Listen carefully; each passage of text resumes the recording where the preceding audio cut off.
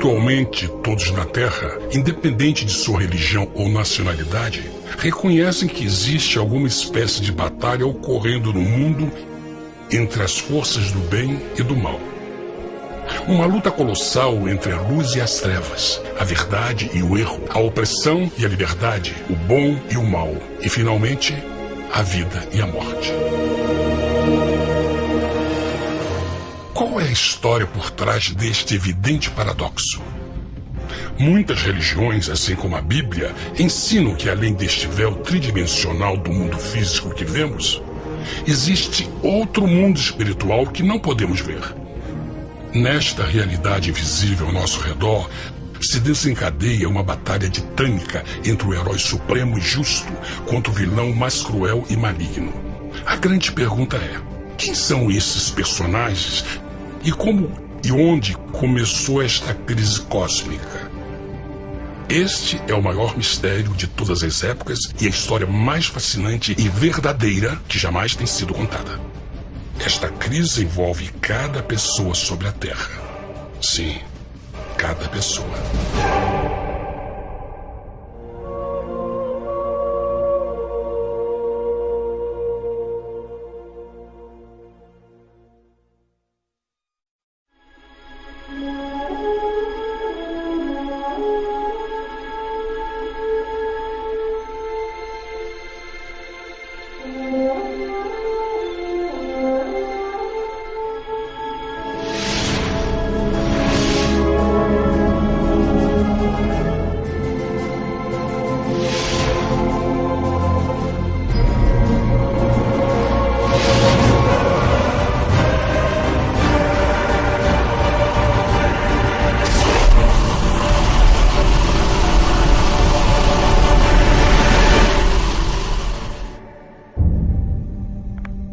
A história humana está repleta de cenas de guerras. E todas as pessoas já experimentaram conflitos. Mas para entender a origem do mal, devemos viajar ao passado para a Primeira Guerra do Universo. Porque esta guerra não aconteceu na Terra. Antes que o nosso mundo existisse, houve uma guerra no céu. Mesmo as palavras guerra no céu soam como uma contradição. É quase inimaginável para nós que pudesse haver batalhas e conflitos entre as criações de Deus no paraíso. O que pode ter causado este conflito celestial? Graças a um livro antigo chamado Bíblia, temos detalhes suficientes para poder juntar as peças e desatar os nós. Mesmo que trágica, é uma extraordinária e bela história de amor que vai desde o princípio dos tempos até tocar pessoalmente a você, a mim e a cada indivíduo na Terra. Nossa história começa há muito tempo atrás na capital do universo. Em um lugar chamado Céu, que estava repleto de seres angelicais que amavam fazer a vontade de Deus.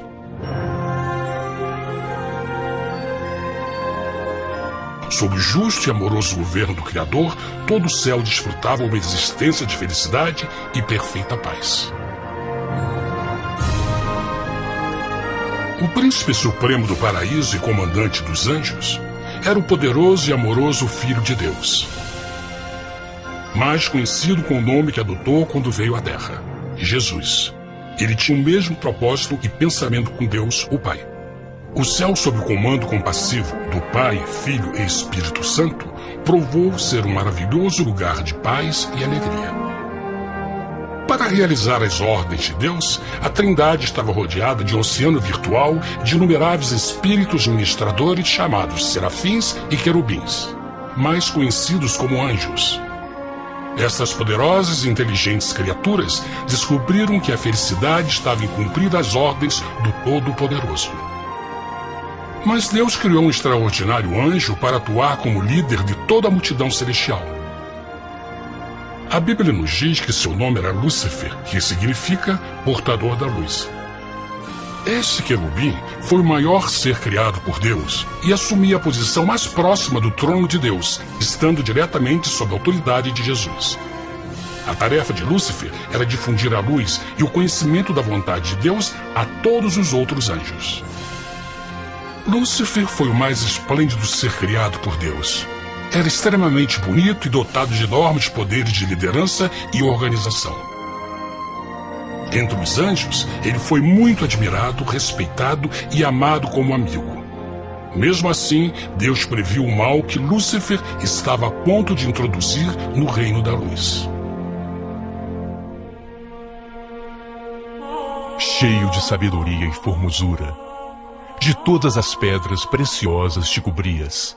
Tu eras o querubim, ungido para cobrir, e te estabeleci. No monte santo de Deus estavas, no meio das pedras afogueadas andavas. Perfeito eras nos teus caminhos, desde o dia em que foste criado, até que se achou iniquidade em ti. Quando Lúcifer percebeu a sua beleza e poder, seu coração pouco a pouco começou a mudar. Permitiu que seu enfoque se afastasse de Deus e direcionou seu amor para si mesmo. Talvez nunca saberemos completamente como e porquê estas sementes de rebelião germinaram em seu coração. Mas o profeta Isaías nos dá uma visão do pensamento de Lúcifer. Como caíste desde o céu, ó estrela da manhã, filha da alva, como foste cortado por terra, tu que debilitavas as nações. E tu dizias no teu coração: eu subirei ao céu, acima das estrelas de Deus exaltarei o meu trono. Subirei sobre as alturas das nuvens, e serei semelhante ao Altíssimo. Lúcifer, aos poucos, começou a cobiçar o poder de Deus, mas não sua personalidade. Ao pensar em suas próprias habilidades e belezas extraordinárias, os perversos tentáculos do orgulho e vaidade congelaram sua mente. Este ressentimento e inveja fizeram com que ele violasse a lei sagrada de Deus e se rebelasse contra seu governo. Precisamos fazer uma pausa e esclarecer algo. Desde o princípio, Deus ordenou que as leis da física governassem o mundo material em que vivemos. Sem essas leis naturais, o universo seria um caos. Do mesmo modo, as leis morais de Deus sempre têm dado segurança e estabilidade ao cosmos. Alguns pensam que os 10 mandamentos não existiram, até que o Senhor os entregou a Moisés no Monte Sinai. Mas as Escrituras nos ensinam que os princípios das leis de Deus sempre existiram por toda a eternidade, pois são a base fundamental de seu reino de amor. Seguros todos os seus mandamentos, permanecem firmes para todo sempre e são feitos em verdade e retidão. Os 10 mandamentos são um resumo das características de um Deus de amor. Os primeiros 4 mandamentos descrevem quem é Deus, seu poder, seu território e autoridade. Os últimos 6 descrevem como é Deus, sua honestidade, sua pureza, sua fé. Todas estas coisas sempre foram verdade e sempre serão verdade. Agora, pela primeira vez na história da eternidade, Lúcifer começou a violar estes princípios perfeitos. Lúcifer sabia que se fosse compartilhar o poder e status de Deus, necessitaria de apoio. E deu início ao trabalho. Começou sorrateiramente a circular entre os outros anjos, plantando sementes de dúvida e descontentamento a respeito da liderança de Deus, ao mesmo tempo em que, sutilmente, revelava suas próprias virtudes. Ele insinuou que Deus abusava de seu poder divino e suas leis restringiam a verdadeira liberdade e felicidade de suas criaturas. Com seu raciocínio audaz e poder de influência, Lúcifer pôde persuadir a um grande número de anjos a se unirem para seu motim. Talvez se perguntem, como tantos anjos inteligentes puderam seguir esse desertor? Bom, lembrem que até esse ponto nenhum anjo tinha escutado uma mentira. E nesse primeiro estágio da rebelião, os anjos não perceberam a obsessão de Lúcifer em assumir a posição de Deus. Não sabiam que finalmente ele planejaria a tortura e o assassinato do Filho de Deus na cruz com a intenção de ocupar o seu trono. Estranhamente, Lúcifer pensou que poderia ocultar seus verdadeiros propósitos de Deus. Ai dos que querem esconder profundamente o seu propósito do Senhor e fazem as suas obras às escuras e dizem: quem nos vê e quem nos conhece? Não pense nem por um momento que a rebelião de Lúcifer surpreendeu Deus e o pegou desprevenido. O Senhor sabe de todas as coisas e os pensamentos de suas criaturas. Ele entendia exatamente o que estava se passando pela mente de Lúcifer. E piedosamente Deus advertiu o desgarrado anjo do perigo. Mas no final, o orgulho e a vaidade não permitiram que Lúcifer se arrependesse. Então, iniciou a rebelião total contra Deus em vez da humilde obediência. Alguns podem perguntar, isso significa que Deus criou um anjo defeituoso? Não, mas ele criou Lúcifer com livre-arbítrio. Verão que o livre-arbítrio é uma coisa maravilhosa, mas também muito perigosa, incluindo o risco de uma rebelião e a possibilidade de que o amor de Deus seja rejeitado. Vejam que o amor real não pode vir de uma criatura pré-programada e não pode ser forçado, deve ser voluntariamente dado. Por exemplo, mesmo que seja bonito este cachorro robô, na verdade, nunca poderá amar-me. Posso fazer que pareça que lhe amo, mas só estará seguindo instruções pré-programadas. Não tem opção. Por outro lado, este pequenino está realmente feliz em ver-me. Ele decidiu dar-me seu afeto. E com o tempo, nossa relação se fará mais forte, enquanto eu ame e cuide bem dele. Do mesmo modo, um Deus de amor só quer amor verdadeiro de suas criaturas. E para que isso aconteça, elas precisam ter o livre-arbítrio. A rebelião de Lúcifer é a maior evidência de que ele tinha esta liberdade. Agora, a grande pergunta é: como Deus enfrentaria esta crise? Como lidaria com Lúcifer e com os milhões de anjos que se uniram nessa rebelião? Muitos questionam por que Deus não acabou imediatamente com a rebelião. Afinal, ele poderia facilmente vaporizar Lúcifer com um raio. Mas isto teria solucionado o problema? Não, pelo contrário. Isso só teria intensificado as dúvidas e suspeitas que Lúcifer havia plantado na mente dos anjos. Lembrem que Lúcifer sabia, como ninguém mais, da engrenagem interna do governo de Deus. Sua destruição seria vista como parte de uma grande ramação, e a razão que motivou servir Deus teria sido o medo da represália e não o amor. O Senhor sabia, na sua sabedoria, que a melhor forma de enfrentar a crise era permitindo que tudo seguisse o seu curso.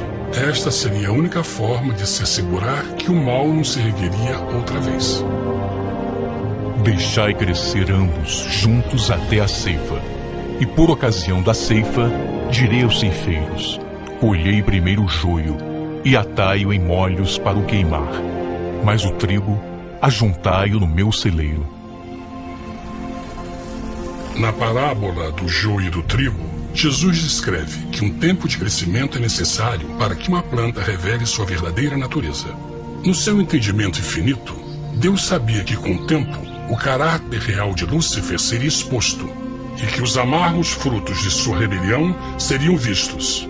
Até agora, os cidadãos do universo não estavam familiarizados com o pecado e até onde os levaria. Mas isso mudaria quando eles vissem por si mesmos sua terrível natureza autodestrutiva. Afinal, a sabedoria e o amor do governo de Deus seria para sempre confirmado e o universo estaria seguro. Quando Lúcifer e seus seguidores revelaram abertamente sua rebelião, o Senhor soube que não haveria paz se permitisse que eles ficassem no céu. Deveriam pôr um limite, entrar em ação e enfrentar os rebeldes. Mas Lúcifer e seus seguidores nunca sairiam por vontade própria ou pacificamente. O passo seguinte foi a guerra. E houve batalha no céu. Miguel e os seus anjos batalhavam contra o dragão. E batalhavam o dragão e os seus anjos. Mas não prevaleceram, nem mais o seu lugar se achou nos céus. E foi precipitado o grande dragão, a antiga serpente chamada o Diabo e Satanás, que engana todo mundo. Ele foi precipitado na terra, e os seus anjos foram lançados com ele.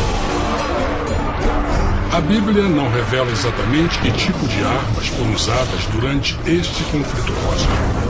Mas esta guerra foi como nenhuma guerra que os olhos mortais já viram. Apocalipse 12:4 nos diz que finalmente Lúcifer e 1/3 dos anjos de Deus foram expulsos do paraíso.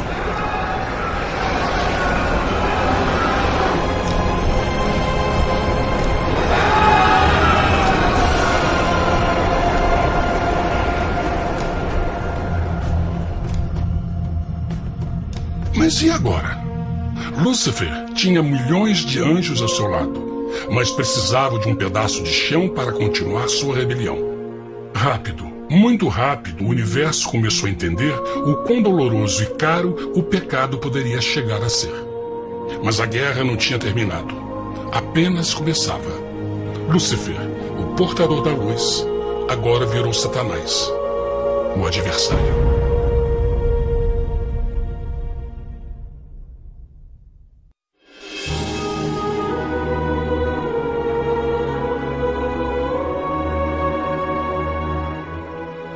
Depois da guerra no céu, Satanás e seus anjos caídos foram expulsos da corte de glória. Por um tempo, o diabo e seus demônios vagaram pelo universo buscando inutilmente mundos que se compadeceram e se uniram à sua rebelião. Enquanto isto, o coração de Deus sentia intensamente o vazio que deixou a perda de Lúcifer e seus anjos. Então o Pai, o Filho e o Espírito Santo retomaram seu trabalho favorito, o maravilhoso trabalho da criação. Decidiram fazer um mundo novo, pleno, com muita variedade e diversas criaturas de amor. Este novo mundo seria único, porque as criaturas principais seriam feitas à imagem de Deus. Para eles, o Senhor também daria o domínio deste planeta novo, que conhecemos como Terra. No princípio, Deus criou a terra. E viu Deus tudo quanto tinha feito, e eis que era muito bom. Que imagem maravilhosa! Deus forma um novo mundo, nosso planeta, Terra.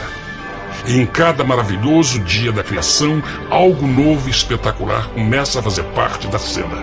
Por exemplo, no terceiro dia, Deus falou e uma linda e exuberante vegetação fez parte da existência. Plantas de todas as cores, formas e tamanhos. No quinto dia, o mundo estava repleto de espantosas e exóticas criaturas, que podiam tanto se elevar aos céus como deslizar pelas águas azuis. E outras podiam fazer as duas coisas. No sexto dia, houve a introdução de um grande número de animais terrestres. Desde o gigante elefante até o pequeno esquilo, cada um encontrou um lugar nesse novo planeta para viver em harmonia com o resto da criação. E também no sexto dia, Deus criou o homem. E disse Deus: façamos o homem à nossa imagem conforme a nossa semelhança. E formou o Senhor Deus o homem do pó da terra, e soprou em suas narinas o fôlego da vida, e o homem foi feito alma vivente. E plantou o Senhor Deus um jardim no Éden, do lado oriental, e pôs ali o homem que tinha formado.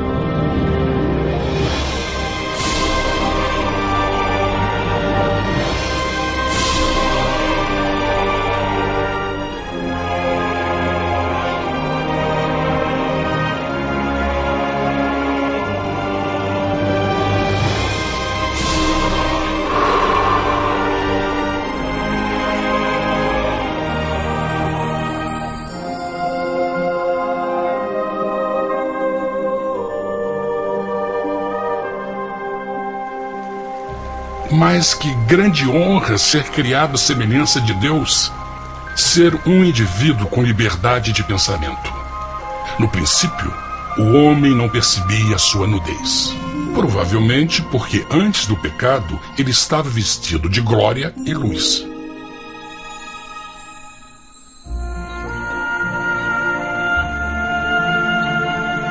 Deus também criou a companheira perfeita para Adão, sua bela esposa Eva.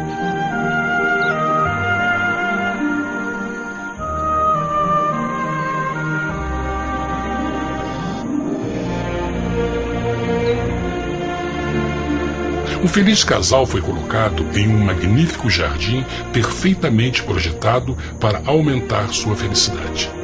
Para Adão e Eva e as outras criaturas da terra, também foi dado o privilégio divino de procriar a sua própria imagem. A intenção de Deus foi que a raça humana tivesse domínio sobre este paraíso perfeito para sempre. Eternamente felizes e saudáveis, trabalhariam com a flora do jardim de Deus enquanto desfrutariam o afeto e companhia de todas as criaturas sob seus cuidados. O ambiente que nossos primeiros antepassados experimentaram foi muito diferente do mundo de hoje. As rosas já não tinham espinhos, os insetos não mordiam nem picavam, e os leões e as ovelhas brincavam juntos. Mas a grande bênção era os humanos viverem em perfeita harmonia com seu Criador. A cada 7 dias, Adão e Eva descansavam de seu prazeroso trabalho e gozavam de uma comunhão com a visita de seu Criador.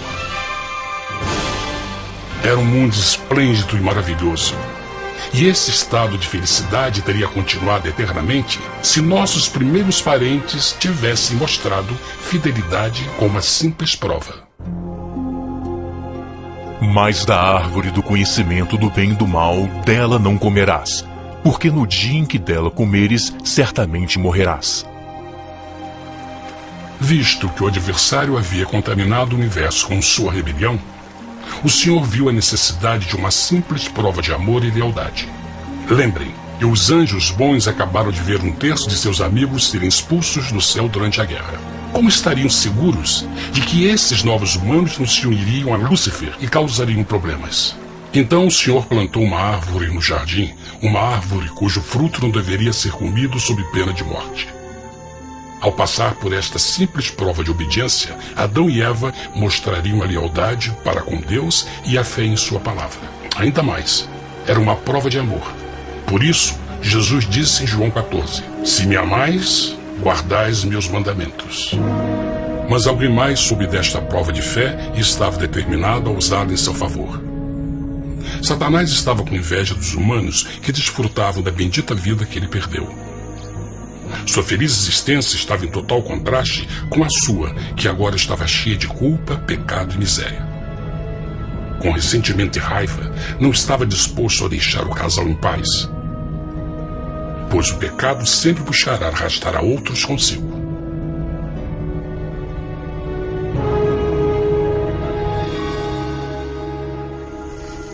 Então um dia, quando Eva estava concentrada em seu agradável trabalho, se viu sozinha e muito perto da árvore proibida. Foi quando Satanás viu sua oportunidade. Através de uma serpente hipnotizante, o anjo caído chamou Eva até a árvore e a envolveu em uma conversação.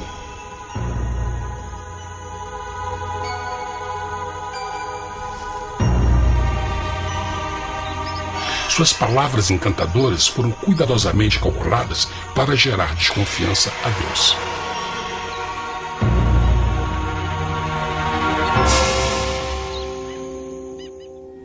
A serpente replicou à mulher: "De modo algum morrereis. Deus sabe que no dia em que dele comerdes, vossos olhos se abrirão, e sereis como Deus, conhecedores do bem e do mal." A mulher notou que a árvore era boa para comer, pois era atraente aos olhos e desejável para alcançar sabedoria. Colheu seu fruto e comeu. Deu também ao seu marido, que comeu assim como ela. Tragicamente, quando Eva escutou a suave e sedutora voz do tentador, começou a ter certas dúvidas da palavra de Deus. A serpente enganou com a promessa de grande poder e sabedoria. Isso chamou sua atenção. Além disso, aparentemente um fruto deu à serpente a habilidade de falar. Que outros poderes poderia dar a ela? E mesmo tendo acabado de conhecer a serpente, ela confiou em sua palavra acima da de Deus, quem a criou, e lhe deu um paraíso para viver. Então Eva comeu o fruto proibido e convenceu seu esposo a fazer o mesmo. Adão poderia ter escolhido ser fiel a Deus, mas colocou seu amor pela esposa acima do seu amor por Deus.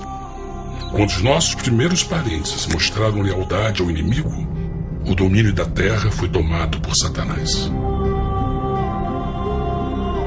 Não sabeis que vos oferecendo alguém para ele obedecer, vos tornais escravos daquele a quem obedeceis? Ninguém pode servir a dois senhores. Este mundo agora seria o último campo de batalha entre o bem e o mal, e o coração de cada homem e mulher seria o prêmio. Adão e Eva não se deram conta desse tempo, mas seu momento de desconfiança e desafio abriria as comportas do sofrimento de milhões de pessoas durante milhares de anos.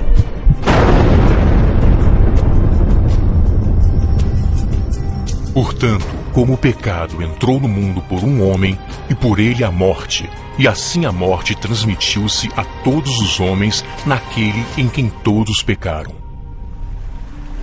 Nossos primeiros parentes logo enfrentaram o terrível resultado de seu pecado. Em estado santo, Adão e Eva resplandeciam com túnicas de glória. Depois de pecarem, suas túnicas naturais de luz se desfizeram e eles ficaram mortificados com a sensação de sua nudez. Vergonha e temor tomaram o lugar de sua alegria e paz e trataram de cobrir sua nudez com folhas. Agora eles se encontravam sob constante influência do diabo. Ao ceder à tentação, debilitaram sua natureza. E Satanás ganhou poder sobre a humanidade. As pessoas não podiam resistir às tentações do diabo com sua própria força. Por último, e o mais aterrador, se encontravam vivendo sob a pena de morte iminente. Deus havia advertido que a desobediência traria a morte. Já tinha experimentado a morte espiritual. Quanto tempo passaria para sofrerem a morte física também? Nesse ponto, seu futuro não tinha nada mais que escuridão e desespero. Tendo expulsado o homem, colocou diante do jardim do Éden os querubins com o cintilar da espada flamejante, para guardar o caminho da árvore da vida. Como o pecado provocou a expulsão dos anjos caídos de seu lar celestial, agora pela desobediência, Adão e Eva foram tirados de seu jardim, seu lar no paraíso. Tudo à sua volta estava mudando rapidamente, e a humanidade se encontrou suscetível às dores, doenças e finalmente à morte. Até os animais e plantas estavam infectados pela terrível maldição.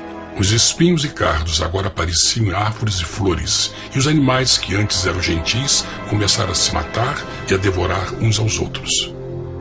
O pior resultado foi que o pecado separou a humanidade de Deus. Mas vossas iniquidades cavaram um abismo entre vós e vosso Deus.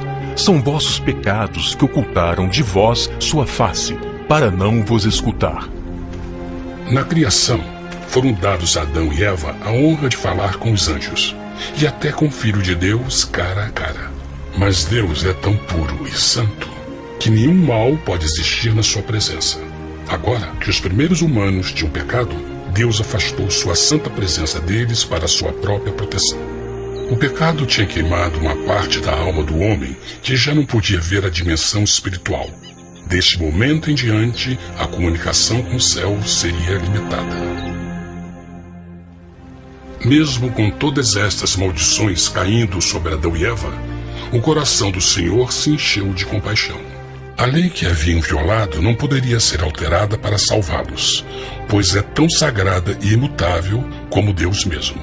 O Senhor sabia que havia só uma maneira na qual o homem podia se redimir. Então um plano foi revelado, nascido do fundo do coração de Deus. Um plano para salvar o homem de seu encontro com a morte eterna e restaurar tudo que estava perdido com o pecado. Seria de grande intensidade, alcance e poder, mas seria um plano que também implicaria num enorme sacrifício. O amor de Deus para conosco se manifestou por ter enviado ao mundo seu Filho unigênito, a fim de vivermos por ele. Nisso consiste o amor, não em termos nos amado a Deus, mas em ele nos ter amado e enviado seu Filho para se sacrificar por nossos pecados. As Escrituras claramente ensinam em Romanos 6:23, o custo do pecado é a morte. A lei violada demandava a vida do pecador e só tinha um em todo o universo qualificado como substituto da humanidade. O Criador só podia pagar a dívida de suas criaturas tomando seu lugar. Então Jesus Cristo, o Filho de Deus, concordou em deixar a pureza, glória e segurança do céu. Ele viria para morrer em nome do homem em seu malvado e renegado planeta. Ele nasceria como um inocente e indefeso bebê, suportaria uma vida de dor e vergonha e mesmo assim viveria uma perfeita e vitoriosa vida. Finalmente, ele teria uma morte humilhante para poder ser o substituto da humanidade caída. Por seu sacrifício, a humanidade incrivelmente receberia uma nova oportunidade de ter a vida eterna. Seu sangue seria o resgate para um mundo captado por Satanás. Este maravilhoso plano de redenção foi graficamente ilustrado no sistema de sacrifício de animais ordenado por Deus depois da queda do homem. O Senhor tinha avisado Adão e Eva que iriam morrer no dia em que comessem do fruto proibido. E como que permaneceram vivos? A Bíblia nos diz que imediatamente depois do pecado, Deus providenciou roupas na forma de peles de animais. É bom notar que o Apocalipse se refere a Jesus Cristo como a ovelha que foi morta desde o princípio do mundo. Isto indica que uma ovelha foi sacrificada no mesmo dia para prevenir suas mortes imediatas. Pela fé, neste sacrifício, suas mortes foram simbolicamente transferidas deles para a criatura inocente. A ovelha certamente era a representação de Jesus. Assim, um raio de esperança foi dado em uma situação de escuridão e desespero. Através do arrependimento e a fé no sangue do Messias, qualquer humano poderia uma vez mais ser filho de Deus. Mas mesmo com este grande plano para a humanidade, Satanás ainda tinha o domínio da terra. E a vida na terra não estava fácil. No mundo haveis de ter aflição, mas coragem, pois eu venci o mundo. Naturalmente, muitos se perguntam, como um Deus amoroso e poderoso permite dores e sofrimentos no nosso mundo atual? Mas está claro desde o Gênesis que Deus nunca quis que nós tivéssemos o conhecimento da dor dessa vida. Quando o mundo saiu das mãos de Deus, a terra era um maravilhoso paraíso. Foi o pecado de Adão e Eva que deu a Satanás o direito de assumir o controle deste planeta. Devido à sua trágica eleição, o diabo e seus súditos ganharam o poder de tentar e atormentar os humanos, introduzindo a doença, a dor e o sofrimento. Talvez fosse melhor perguntar: por que Satanás não tem o controle total da humanidade? A resposta é Jesus Cristo. Talvez já perceberam que a morte de Jesus na cruz deu a cada um de nós a oportunidade de sermos salvos, mas na verdade fez muito mais do que isso. Quando o Salvador ofereceu sua vida para redimir a terra, esse ato poria restrições ao controle de Satanás sobre a humanidade. Satanás não poderia forçar nossa vontade e seu poder de nos ferir seria limitado. O sacrifício de Cristo também nos trouxe um tempo de prova, durante o qual poderíamos ver a diferença entre o governo de Deus e o de Satanás, e então decidir a quem servir. Finalmente, pelo sacrifício que fez Jesus, o reino de Satanás chegará ao seu final, e um dia a terra será devolvida ao homem mais maravilhosa do que era no princípio. Mesmo Adão e Eva tendo começado suas vidas como exilados do paraíso, ainda tinham esperança. Deus providenciou peles de animais sacrificados para se cobrirem. Mas o mais importante, ele prometeu o sangue do Cordeiro de Deus para pagar por seu pecado, se aceitassem Cristo e se arrependessem. Uma grande pergunta permanece: as pessoas aceitariam o grande presente de Deus? Como escaparemos se agora desprezarmos a mensagem tão sublime da salvação? A incrível história que acabaram de escutar é verdade e afeta vocês. Pois, pelo desejo de Satanás de ser Deus e a desconfiança e desobediência de Adão e Eva, todos nós nos encontramos em uma situação perigosa. De um lado, a humanidade foi grandemente favorecida por Deus com uma segunda chance de recuperar nosso lugar no Éden. Por outro lado, se nós desistirmos de aproveitar esta grande chance, nos tornaremos escravos de Satanás e finalmente seremos destruídos quando Deus limpar o universo do pecado. Amigos, não há melhor hora de fazer sua escolha por Jesus do que agora mesmo. Nenhum de nós sabe quanto tempo mais teremos que viver nesta terra. Jesus nos tem mostrado grande interesse no seu bem-estar e seu amor por vocês o levou a providenciar uma maneira de escaparmos de uma futura destruição. Ele quer que você o aceite e se arrependa de seus pecados. Através de Cristo pode encontrar o perdão para tornar-se como Ele em caráter. A triste notícia é que Satanás atua de todas as formas possíveis para evitar que aceite o presente da salvação de Deus. Devido à nossa rotina da vida, o amor ao dinheiro ou alguma outra distração fascinante, ele trabalha para manter a todos ocupados e afastados do que, na realidade, mais importa, sua salvação eterna. Para que entendam a realidade da situação e que se você não escolhe a Jesus por omissão, está escolhendo a Satanás. Mesmo que a terrível escolha de Adão e Eva nos traga morte e miséria, vocês agora podem tomar uma melhor decisão. Deus está oferecendo uma paz que satisfaz o anseio mais profundo de sua alma e uma alegria que não encontrará nas atribulações deste mundo. O desejo que tem o coração de Deus é que seja salvo e esteja com Ele no paraíso.